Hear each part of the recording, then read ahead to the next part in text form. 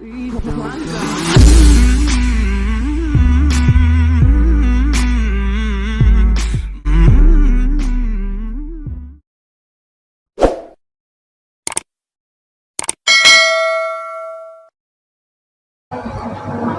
cuma bilang, Pak, saya mau syahadat gitu. Nah,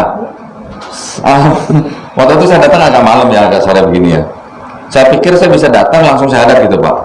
Ternyata enggak, ternyata disuruh pulang dulu gitu.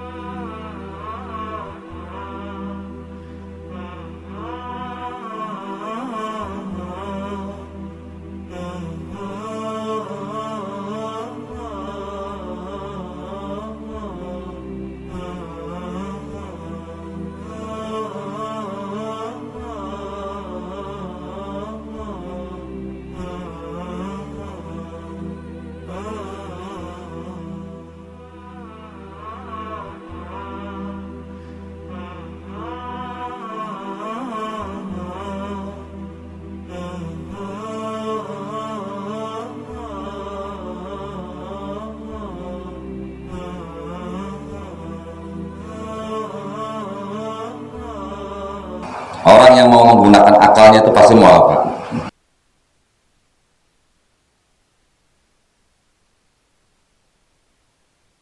Karena ternyata setelah saya mempelajari kitab saya yang lama, kemudian saya mempelajari juga kitab-kitab yang lain, sampai akhirnya saya mempelajari Al-Quran dengan segala macam isinya, saya bandingkan. Akhirnya saya bisa mengambil kesimpulan bahwa hanya Al-Quran yang benar-benar murni firman Allah yang diturunkan oleh Allah Subhanahu wa Ta'ala melalui malaikat Jibril alaihissalam kepada Nabi Muhammad SAW yang ditujukan untuk rahmatan lil alamin. Saya waktu itu tidak sengaja menonton video almarhum Syekh Ahmed Didat.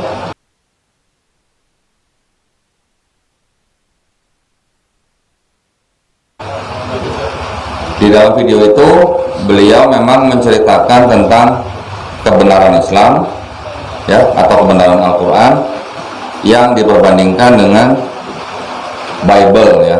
Nah, kenapa saya sebut Bible? Saya kurang nyaman kalau menyebut kitabnya orang Kristen dengan sebutan Alkitab. Mungkin Bapak Ibu sering ya mendengar kata Alkitab untuk kitab sucinya saudara-saudara kita yang Kristen. Tetapi saya lebih nyaman menyebutnya dengan sebutan Bible. Kenapa? Karena Al-Quran sendiri juga disebut Alkitab juga, betul, ibu-ibu ya.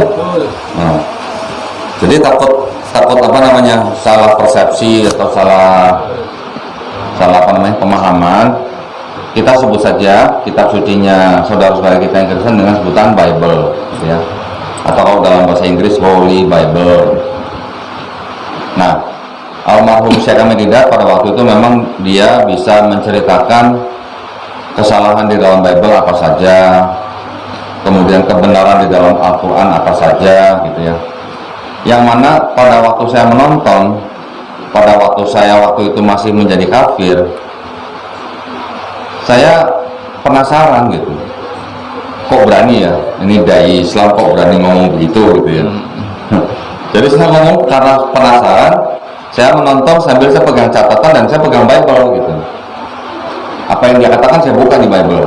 Karena kebetulan dulu saya pernah jadi juara buka Bible di gereja gitu ya. Jadi saya cepat kalau dia ngomong apa pasal berapa saya langsung buka cepat langsung ketemu.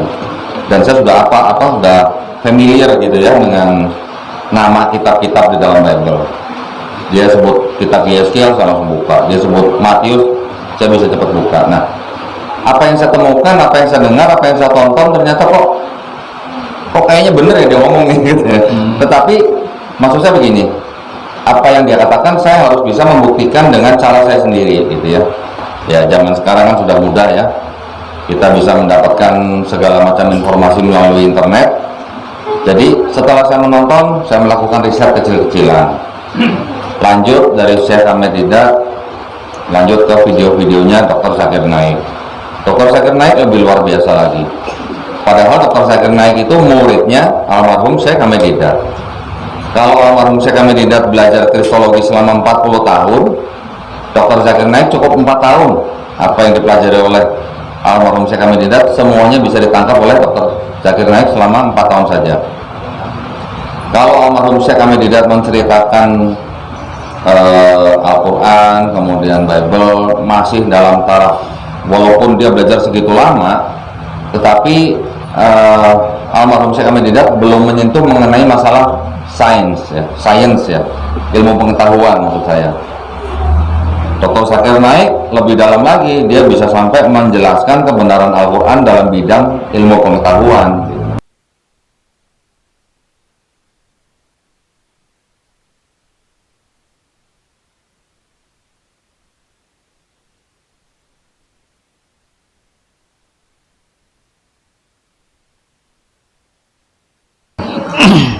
Pada saat saya mau mengucapkan 2 kalimat syahadat, saya mendatangi sebuah pondok pesantren juga yang juga sebagai rumah yatim piatu gitu Pak. Saya waktu itu datang ke Pak Ustadznya yang menjadi pengasuh daripada pondok pesantren itu. Saya cuma bilang, Pak, saya mau syahadat gitu. Nah, waktu itu saya datang agak malam ya, agak sore begini ya. Saya pikir saya bisa datang langsung syahadat gitu Pak. Ternyata enggak, ternyata disuruh pulang dulu gitu. Suruh pulang dulu, Pak Dondi, pulang dulu, besok sebelum subuh mandi junub kata gitu. Mandi junub, setelah subuh baru datang ke tempat ini lagi jam 6 pagi katanya. Baru jam 6 pagi itu saya disyahadatkan oleh beliau Pak. Nah, setelah itu barulah saya kadarullah dikenalkan dengan seorang Habib ya, namanya Habib Haidar yang tinggal di daerah Cikidang, Labuan Ratu, Sukabumi, Jawa Barat. Masya Allah, beliau itu juga orang yang sangat-sangat sangat-sangat bersahaja gitu Pak. Pada saat itu ya kita begitu dia mendengar saya mualaf, dia sangat senang. Begitu dia mendengar alasan saya, dia tambah senang gitu. Kemudian ketika dia mengajari saya juga banyak hal, saya ternyata gini, bayangan saya kalau saya datang ke Habib itu langsung disuruh buka belajar Iqra gitu, belajar baca Quran gitu. Ternyata enggak, pada waktu itu beliau malah mengajarkan saya inti daripada ajaran Islam. Nah, intinya apa? Ternyata kalau kita boleh ringkas gitu ya, di dalam Islam itu ada hablum minallah, ada hablum minannas. Jadi kalau kita hablum minallahnya bagus sekali ya, setelah tidak diragukan lah. Tapi kalau di dalam hablum minannasnya ini kita ada kekurangan, udah jangan harap yang muluk-muluk gitu maksudnya. Ya, artinya kalau di dalam hubungan kita dengan sesama manusia, entah dia Islam atau bukan, kita melakukan yang tidak disunahkan Nabi atau diajarkan, itu sama saja kita bukan menjadi seorang muslim yang benar gitu maksudnya.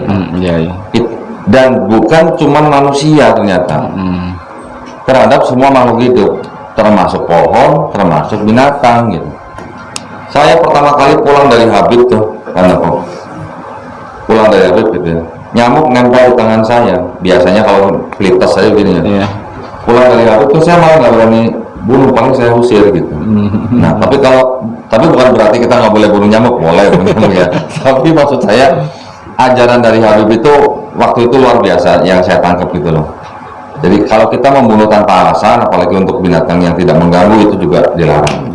Nah, itu yang membuat saya sangat memang gimana ya, terkesima gitu loh, terkesima.